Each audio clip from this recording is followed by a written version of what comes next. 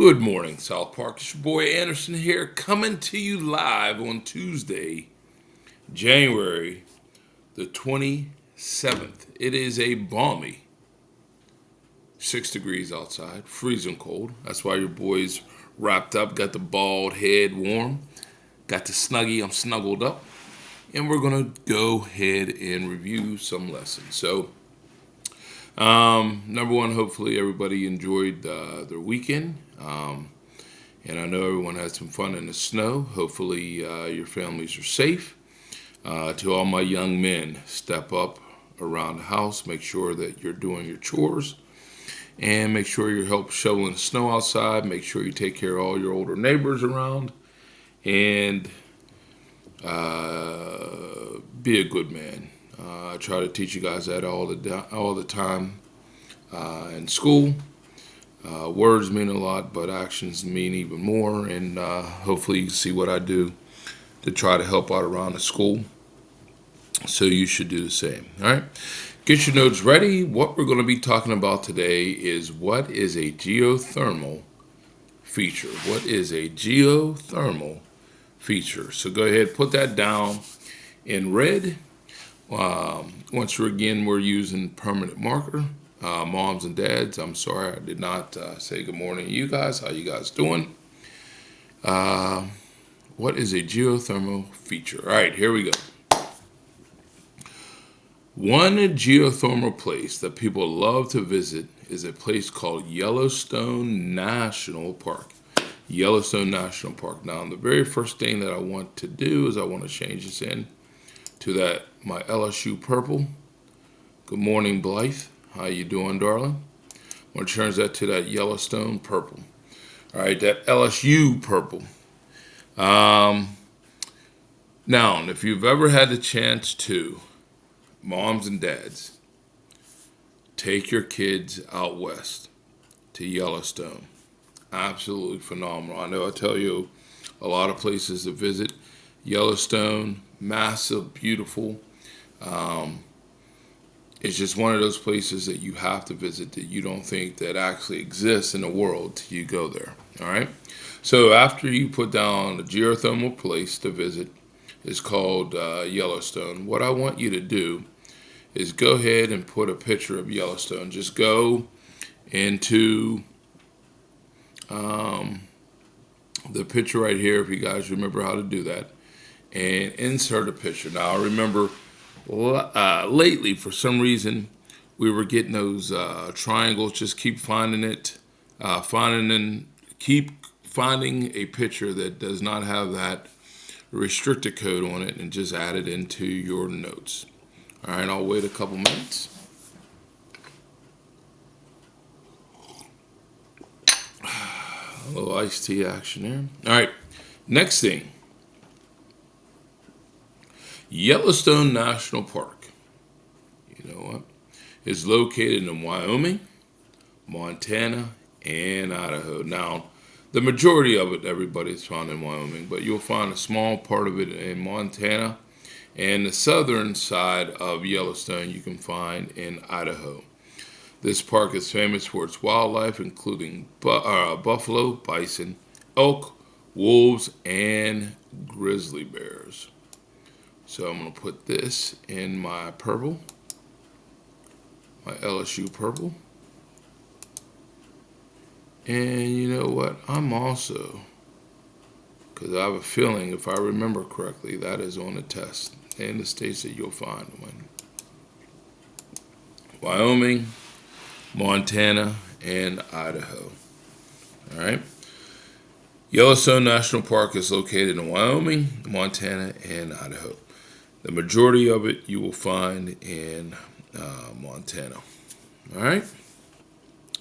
Next thing I want you guys to put down, okay, is a picture of a buffalo. So go ahead and put him down. Now, if you want to, you can either put down a buffalo, bison, elk, wolves, or a grizzly bear, whichever one you want to put down.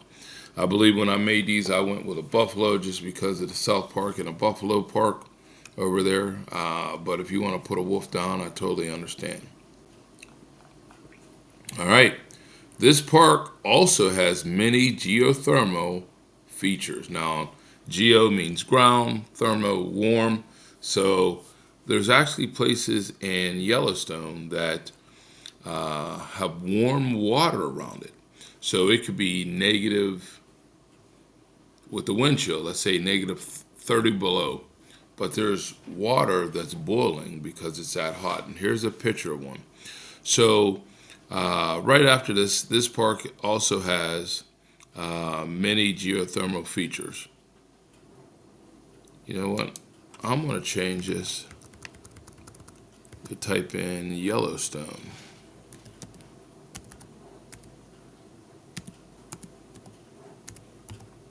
There, Yellowstone also has many geothermal features. You know what? I'm going to put NP for National Park.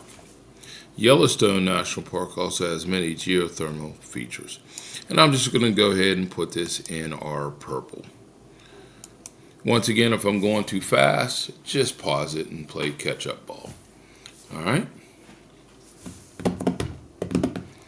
Go ahead and put a picture of a geothermal feature at Yellowstone. You can go ahead and look that up and just put it right in your notes. All right? Now, this goes all the way down. Now, don't actually ask me how far it goes. I'd have to look that one up, depending on which one there is. There might be as many as 300 or 400 of these little water holes that are heated from the geothermal features underneath the ground. All right. Here's all type of pictures. All right, here we go. Geothermal refers to any system that transfers heat from within planet Earth to the surface of planet Earth. So the very first thing I want to do is I want to put this in purple. And you know what? I'm just going to put all this in purple. All right, geothermal refers to any system that transfers heat from within planet Earth to the surface of planet Earth. Any system. Now, this is a Mother Nature made geothermal feature. They were actually starting to build houses that had they drill down maybe 200-300 yards or feet underneath the ground, and they send in pipes, and they can actually heat a house or cool a house with that geothermal activity. And they're building houses that actually have that. Okay? So make sure you put all that down. Geothermal refers to any system that transfers heat from within planet Earth to the surface of planet Earth. All right? The most famous geothermal feature in Yellowstone or the United States is a geyser called Old Faithful. Definitely putting this in purple. Old Faithful. Now, this is the one that you see shooting up out of the ground. We're going to look at it in a couple minutes here. The most famous geothermal feature in Yellowstone or the U.S. in the story is a geyser called Old Faithful. You have to see it in person. We were there a couple years ago, and there is a schedule, kind of like a bus schedule, if you will, or an airplane schedule when it's supposed to go off. It's not an exact science. They give you a roundabout time. And we got there, and there were some people that were waiting 3 or 4 hours before we got there. We got there, we were in the front row. I'm sitting there with Og, my son Mitchell, my wife Maureen. She was taking pictures in the back, and within 2 minutes of us sitting down, you heard the ground shaking a little bit, not like an earthquake, but like a bass sound, like a drum. And then all of a sudden, boom, it shot up, and it was, you just sat there and you were amazed. Now I have it on my phone. I'll show you guys on class whenever we get back, if we ever get back, what it really looks like. So the most famous geothermal feature in Yellowstone You know what? I want to put down Yellowstone NP. Yellowstone National Park, or the United States, is a geyser called Old Faithful. All right? We have that. Now, this is the YouTube link. All right? So I'm kind of scared as I'm videotaping this to hit this. But what I want you to do, this is what a picture of it looks like right here as it's erupting right here. What I want everybody to do is I want you to have your notes open, have another page open. I want you to go to YouTube, and then I want you to type in Old Faithful.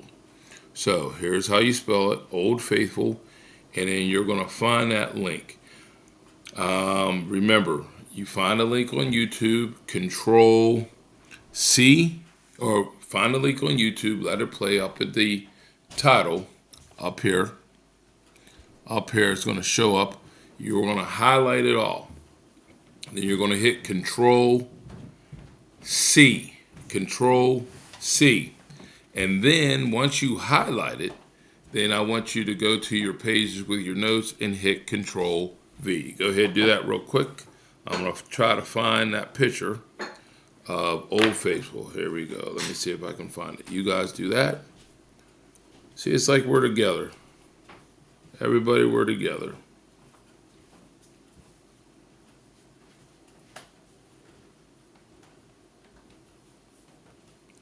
And hopefully everybody got to see, their parents got to see their videos about their shows. We got to finish them whenever we get back. We'll finish them when we get back. And they look pretty cool. Okay, coming up. Nope, I'll find it. Man, there's so many pictures, which is a good thing.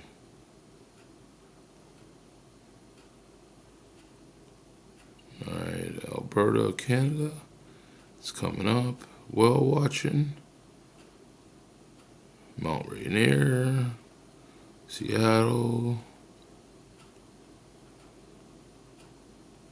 Oregon, Bend, come on, Cheyenne,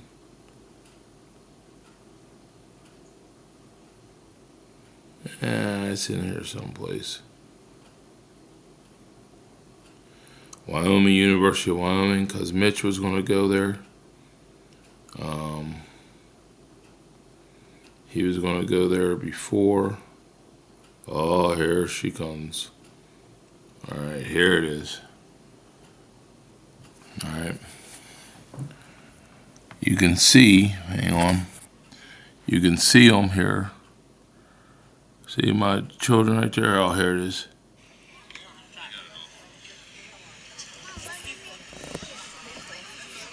I don't know if you can see it. See it erupting right there?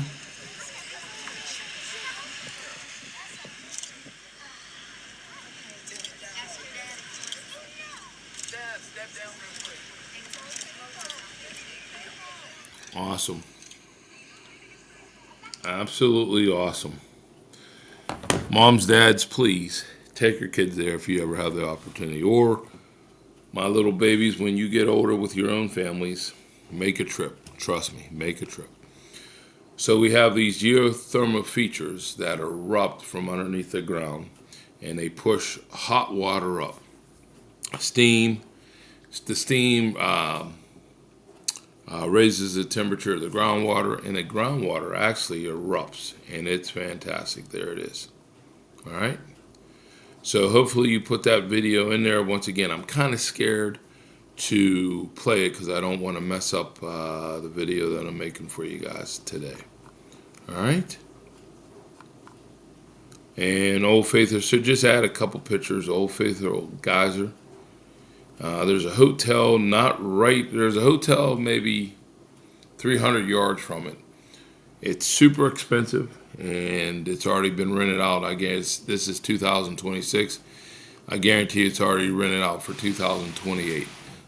It's tough to get into. Go. I can't stress that enough. Go. Oh, okay. The next things I want to do is talk about the wolves of Yellowstone. All right. Now, if you remember, put that in red. If you remember, all right, hang on. I'm going to do this. Put him down. Center it a little bit. Just because I was running out of space, that's all. If you remember, I've told you everything relies on something else. Everything relies on something else. All right. I'm successful because I rely on my wife. My wife is successful because she relies on me. Mitchell's successful because I rely on my son. My son relies on me, so he's successful. Mitchell relies on Aubrey. Aubrey relies on Mitchell. So we're all connected in my house, in my family, because we all try to help each other out. All right. So if something would go bad with one of us, something would go bad with all of us. It's just how we're knit as a family. And the wolves of Yellowstone is an example of this. When you eliminate something, it has a negative effect on everything else. Or when you add something. Now we've talked at length about adding. We talked when we were talking invasive species, how when you bring a species into the United States or into a certain area, the negative aspects, the negative impact that it could have on the native species, the native plants, or the people in that area altogether, right? So instead of adding, instead of adding a invasive species, what we're going to be talking about is when they remove something. When they remove something. Now, about a month ago, maybe a little bit longer, we were talking about the deer population in Western Pennsylvania, and how when the mountain lions, years and years and years ago, were removed, when the wolf was removed from Western Pennsylvania, how the deer population exploded. When the deer population exploded, there's going to be some negative effects. Tomato plants in your mom's garden. Tomato plants in your grandma and granddad's garden. Accidents involving cars with the deer. You have starvation with the deer because sometimes there's too many of them and they starve, especially in weather like this. There's not enough food and the population is too large. All right. So here we go. Yellowstone National Park is home to the wolves, especially the gray wolves. So Yellowstone National Park is home to the gray wolf. All right. That was its home. It has been since the beginning of man. So I believe I have a picture of a gray wolf. So Yellowstone National Park was home to the gray wolf. That's my wife here. Let me see what she's telling me to do.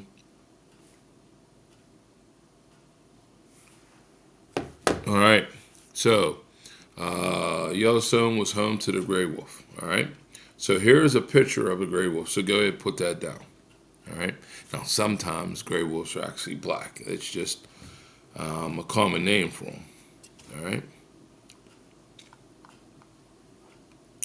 Gray wolf right there. All right. The story of the gray wolf of the Yellowstone National Park is a long one, but it shows the impacts that the wolves have on the biosphere. Now remember, the biosphere is all living things. All living things. So let me do this. Put this in purple. All right, the story of the gray wolves, of the wolves of Yellowstone, is a long one that shows the impact of the wolves have on the biosphere. All right, so now we have this big, huge area full of wolves. Here's the problem. Also, not only did I say how everything in science relates, But this is America. Everything comes down to moolah, money. Does it cost me money or does it make me money? Do I have to spend money or can I make money? Hunters and farmers killed the gray wolf off because it was preying, eating on cattle and sheep. All right, here we go. So hunters and farmers. So what happened is the farmers had their livestock. All right, they either had sheep or cattle. The wolves would say, hey, look at those stupid animals down there. They're just sitting there waiting for us. They would come down. They would eat, slaughter animals. All right? Every time that you kill a cow, you might cost that farmer $500. I'm just using that number. You might cause that farmer to lose $500. Well, in the course of a year, if by natural causes, Mother Nature, let's say you lose 5 cattle in a year. All right, so 5 times 500, that's $2,500 that you would lose. Let's say, for instance, though, but the wolves are killing, let's say, 5 cattle a week. So you can see where that money being lost is going to affect the farmer. So what did the farmers do? They got their rifles, they got traps, and they went out and killed the gray wolf. Hey, everyone's happy the gray wolf is gone. Now there's a problem because we removed a species that should be there naturally. So if we remove something, we have Mother Nature here. Seesaw goes up, goes down. Mother Nature, as I told you before, wants everything nice and balanced. Not too high, not too low, just right in the middle. But what mankind did is they took the balance, that seesaw, and they eliminated one, and the other one shot way up. Now, in that area, you have mule deer. Those are way up high in the mountains. You got elk, and you got white-tailed deer. So what do you think is going to happen if you take the main predator and you eliminate it? The other predator, or the mule deer, the elk, the whitetail, their numbers are going to explode. And that's what happened. They exploded. All right, this is a picture of the wolves taking down an elk. All right. The solution was to hunt and kill the wolves. By 1926, the wolves were extinct in Yellowstone National Park. They no longer existed in Yellowstone National Park.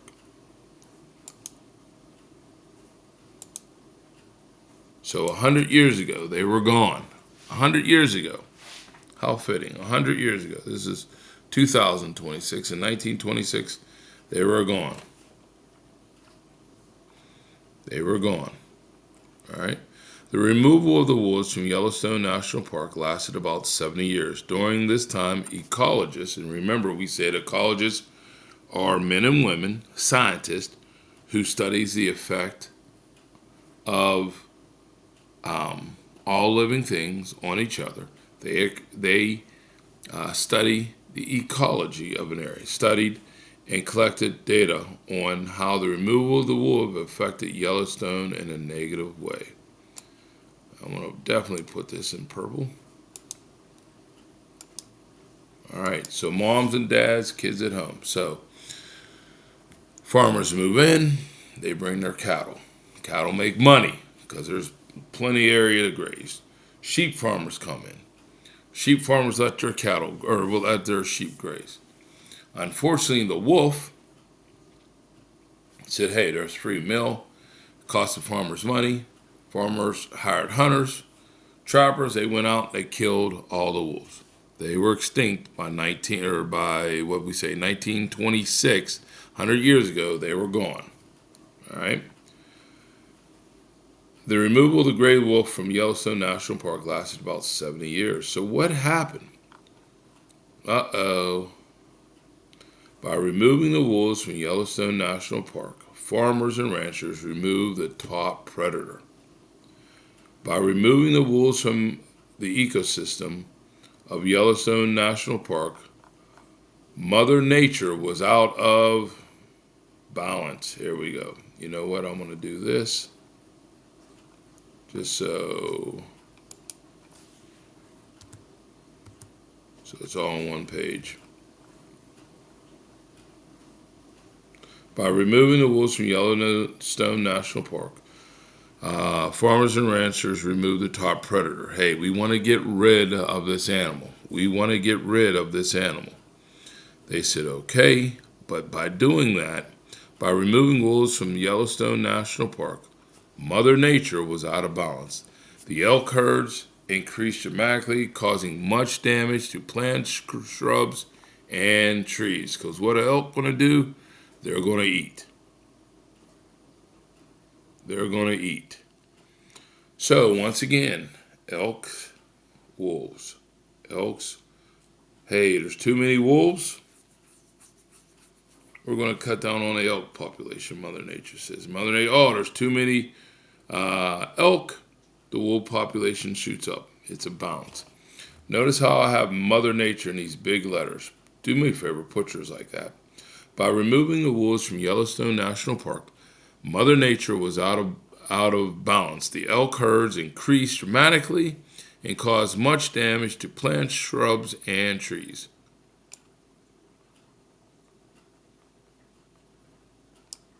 And the reason why, where's my text color? There we go. The reason why they increased, because there was no predators around to keep them in control. No predators to keep them in control. So that's what happened. That's what happened. All right. And now right here, do me a favor, put a picture of an elk on your nose. Oh, no more iced tea. All right, everyone should have that. With the elk population so large, they began to eat the aspen trees, which grow near the banks of rivers and hold the soil in place. All right, so who do you think, who knows what's going to happen? So let's paint the picture one more time. Mother Nature, elks, wolves, always in balance. Hunters eliminated the wolves, the elk population spread. Let's look at this note again. With the elk population so large, they began to eat the aspen trees, which grow near the banks of the rivers and hold the soil in place. So what do you think is going to happen? When you remove the animals, when you let the elk population explode, they're going to eat all the aspen trees which grow near the rivers, which keeps those river banks intact and solid. So here's a negative aspect of removing a wolf. Okay, here you go, aspen trees. Now, if I remember correctly, I don't know if I could actually find a picture of the aspen tree next to the river, but just any picture that you have with trees next to a river are fine with me, because you get the idea. All right, bang, bang, bang. These are not aspen trees. Those are oak or sugar maple. I can tell from the picture there.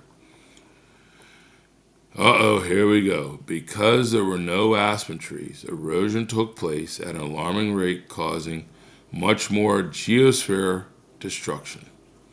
All right, because you removed the wolf, the elk population exploded, causing the elks were hungry, so they needed to eat. So they started eating everything. By eating everything, they removed the trees that were near the river.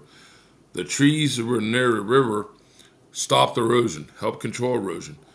Those trees aren't there, Bang. Now we got a problem with erosion. All right.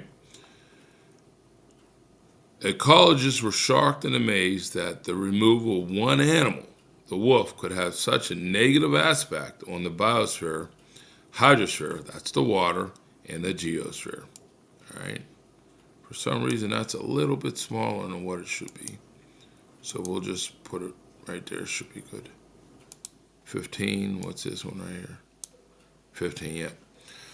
Ecologists were shocked and amazed that the removal of one animal, the wolf, could have such a negative impact on the biosphere, hydrosphere, and the geosphere. All right? And that's where we're going to leave off for today. Now, for those people who have not done their speeches, make sure you should be practicing with your groups. Mom and Dad, they look awesome. They look awesome. Hopefully that you get to watch them at home on a YouTube channel. The kids took a lot of pride. I'm proud of myself. I'm an old man. How I could get it from my phone up to our YouTube channel. So I'm very impressed with everybody. All right, listen. Once you're done doing all your work, make sure you knock out your math. Make sure you knock out your ELA.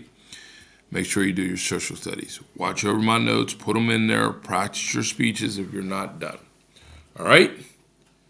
Enjoy. Stay warm. Hopefully, I'll see everybody on Wednesday. Fingers are crossed. Hopefully, I'll see everybody on Wednesday. All right? Take care. Bye-bye.